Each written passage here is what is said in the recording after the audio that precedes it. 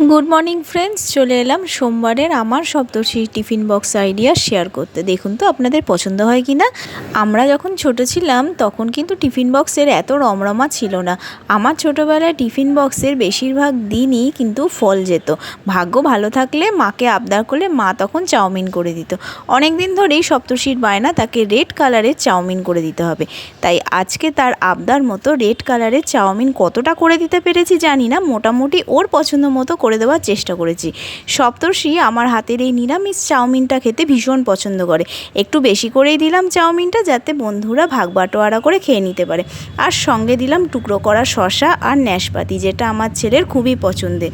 আর সাথে দিলাম 1 বোতল জল। এই টিফিনটা দেখে তো সপ্তর্ষি ভীষণ আনন্দে আত্মহারা। এবার আপনারা বলুন কেমন লাগলো আমার ছেলে টিফিন বক্সের আইডিয়া। জানাবেন ছোট্ট একটা কমেন্ট করে, আর লাইক করতে ভুলবেন না। ধন্যবাদ।